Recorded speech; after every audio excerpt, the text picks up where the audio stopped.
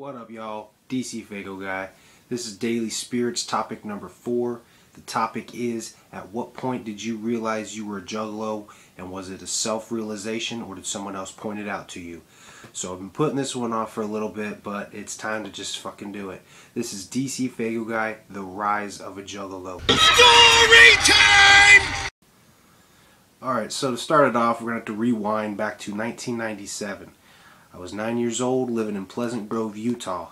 Now, we lived in a little apartment complex, and one of the neighbors across the street, or across from the parking lot from us, because there's parking lots that split it all up, they became friends with my oldest brother and my sister, and they happened to be juggalo. Well, the one guy happened to be a juggalo, and the one girl happened to like ICP. I wouldn't say she was a juggalette full on, but anyway, there was one night they were all outside. We were all outside in the parking lot just hanging out. And I seen my sister over talking to the one girl, and they were doing something. They kept going "poof" like that. So, of course, that's off of the skit at the end of Toy Box. So I walked up to them and I was like, "What are you guys saying?" And they're like, "Poof." And I was like, "What does that mean?" And they're like, "It means fuck off." And I just thought they were trying to say fuck and whatever, but they were like playing along with the whole skit and messing with me. So pretty much that's the start of the moment that ICP entered my life. But being a kid, I didn't want nothing to do with it. And actually, it came to a point where I didn't even like it. I actually kind of hated it, because from that point on, they actually went home and they back on the old boombox stereos, how you have 2 tape decks. They actually recorded one for my sister. They actually recorded Ringmaster, Riddlebox, and Great Malenko for my sister and brother, and they played it all the time. But back then, I was still, I was a kid. I used to play Nintendo 64 all the time, Mario Kart, Snowboard Kids, and Super Mario 64. And actually, in that game, if you've ever played it and you remember, when you go into Big Boo's mansion, the part with the star where you have to go on his little merry-go-round, that part actually reminds me of ICP, because a lot of times when I struggled through that level, there was a lot of times my brother and my sister were listening to ICP. So now at this point in time, actually playing that level reminds me of them. So fast forward a little bit into 1999. By then we have moved back from Utah back home to my hometown of Parker City, Indiana, and they'd found other friends that actually liked ICP, because of course back then, if anybody actually knew who ICP was, it was like, oh shit, you actually know who ICP is? So they ended up getting a free copy of Amazing Juggalo Brothers, just the disc, no case, kind of deal. It was scratched up. And I heard "Fuck the World," but still, being a kid, the only reason I liked that song was because it said fuck a lot. So I was still kind of not getting into it. Fast forwarding a little bit more, in 2001 we ended up moving from there to Laramie, Wyoming. So now by this time I was born in Muncie, raised in Parker for like 6 years. Then we moved to Logan, Utah. From there we went to Pleasant Grove, Utah, and then from there back to Parker City, Indiana. And then from there over to Laramie, Wyoming. So by then, we've moved so many times that when we got to Laramie, I really didn't even bother trying to make friends. And because of that, I fell into this really kind of big hole of being an outcast and kind of I wouldn't say a social retard, but you know what I mean. I didn't fit in with nobody or nothing. So it was the summer of 2002, I actually was in my sister's room and she was listening to Great Malenko, and it was on Pass Me By. Now, I had already previously heard, like months before this, I had heard and fell in love with Linkin Park's In the End. And one of the things about that song that made me like it so much was the piano in the background, the way kind of the rap and piano sounded together. I fell in love with it. So naturally, hearing Pass Me By, it had that same aspect to it, and I fell in love with it. So that opened the gate for me, and I started listening to more and more ICP. I started listening to Riddlebox and Great Malenko, so I started getting into more and more of it. Well, in the summer of 2002, my sister was actually dating a guy who was having problems with his roommate at the time, so he ended up moving in with us. Well, one day, me and my other brother went over to where he was staying, and we actually broke in because his roommates were kind of keeping his shit from him, wouldn't let him get some of his stuff, so we broke in to actually get it back. And while we were there, my other brother, he was looking through one of the guy's CD cases, and he had Ringmaster, Riddlebox, Great Milenko, Amazing Jekyll Brothers, and an album we'd never heard of called Bizarre Bizarre. And he ended up jacking them all. So I ended up listening to it, and Behind the Paint came on, and the part where he says, "Remember me, bitch, 8th grade, ballpark skinny ass, welfare aid." Only having a mom, she kind of never could afford anything good for us, so we never had good clothes or nothing. So we were outcasted and kind of picked on for not being, you know, quote unquote cool kids. So that line stuck out to me because I was in between 8th and 9th grade, and I felt so connected to it and related to it so much that just, again, opened up another door, and I started falling more in love with it. And the following year, it was about springtime of 2003, there's actually a juggalo that we went to school with, and we always looked up to him because he actually had shirts and he actually had all the CDs, and we never did. So he gave us a burnt copy of The Wraith, and when I heard We Belong, when I heard the line said, "Some of us scrubs got it worse than you, no homies to call on, no crew to belong to," that was my line. And from there it was just more and more. I was finding more songs that I clicked to and related to, and emotionally I got involved with. So I think at that point was when I realized I was a juggalo. I just never knew what to call it. So continuing on with our life, it was in this September of 2003 then we moved to the country of New Zealand, which is a small island just southeast of Australia.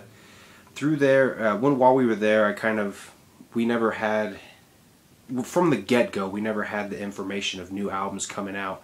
I remember before we moved to New Zealand, we actually seen on ICP's website when ABK's Hatchet Warrior was coming out. We saw the Hatchet Warrior and we thought it was like a third member of ICP and shit. But during our time in New Zealand, we ended up trying to download and find more ICP songs, and we ended up stumbling upon Fall Apart and Fuck on the First Date by Twisted, and we actually thought that it was ICP, just rapping under different like names and shit. That's how naive we were, and we ended up getting a hold of a couple of Dark Lotus songs, which we knew ICP was in it, but it had other guys. We just thought it was some kind of project they worked on with other people, not really knowing the full truth behind what it was. And then when we moved back in 2005, finally back into the United States, and me and my brother got our first jobs ever at that One Fun Farm I told you guys about in a previous video. He went out and he bought basically whatever he could find at Best Buy, which was Carnival Carnage, Ringmaster, Riddlebox, Great Milenko, Forgotten Freshness Volume 1 and 2, Amazing Jekyll Brothers, Hell's Pit, and then from there our collection, we've just been doing kind of, you know, discovering the older shit and listening to it hardcore. And then it wasn't even until 2007 that 2006 that we realized who Twisted was. They were an addition to Psychopathic Records.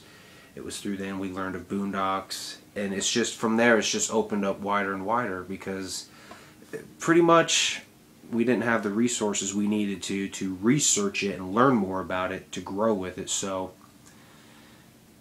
and from there, that's the rest. That's history, dude. I've learned more about Psychopathic Records and fallen in love with it to a point I relate to a lot of the music. So, pretty much I'm going to say the point I realized that I was a juggalo and it was me that did it was in 2003, when I heard We Belong and I heard that line, and from Behind the Paint to all the other songs that I related to, everything was just locked in. I just never knew what to call myself until like 2005, 2007, when I actually had the resources to do research and find out everything about them from Inner City Posse on up. So I didn't know the fans actually called themselves juggalos. I was just listening and relating to the music, not really making the connection that I should have made. So 2002, I became a juggalo. It's been in my life since '97, so I don't claim old school, but I feel old school because I always listen to nothing but the 6 Joker cards, and I don't know. I don't claim old school. I don't feel like I'm new school, though. I mean, you don't gotta label me. I'm just a juggalo. You know what I mean? I'm just a juggalo, and I related through the music, through not feeling like I belonged to shit. So 2002 is when I realized it, 2007 is when I gave a name to it, or realized the name for it, and expanded my knowledge of it. So there you go. In there somewhere I would have actually told you guys about the whole DC Fago guy, how that came up, which is why this is called DC Fago Guy, The Rise of a Juggalo, because of where I'm at now, actually doing YouTube videos for the Juggalo YouTube community. So there you go, guys. That's my Juggalo story, how it came into my life and how I accepted it, or how I connected to it, and pretty much how it got me here today. So thanks for checking this out. Bonus round! Oh yeah, and there's a bonus topic too. This is kind of a, this was going to be the original precursor one. Panic decided to switch it up and do the other one. With a twist in there, he decided to make this a bonus question. And the bonus question is, what do you watch non-Juggalo? Now originally he said it was going to be on YouTube, but I don't remember in his Daily Spirits video stating that it had to be on YouTube. So on YouTube, I pretty much watch only Juggalo shit. When I'm not watching Juggalo shit, there's occasionally this one guy I watch. He does prank videos. His name's Ed Bassmaster. I watch him every now and again, along with a buddy of his, Jack Vale Films. They just go around pranking different people. But for the most part, if I'm not watching Juggalo shit, I may watch one of those just for a laugh.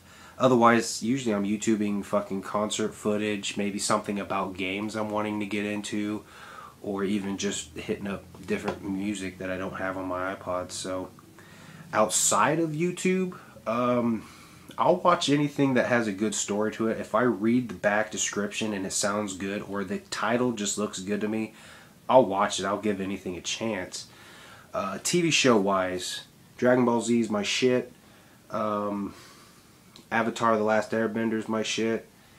Powerpuff Girls is the shit. I just got Netflix back and I'm excited because I seen they had that on there. I actually told my fiance when I spotted it, I said, put that motherfucker on Instant Queue because I love Powerpuff Girls.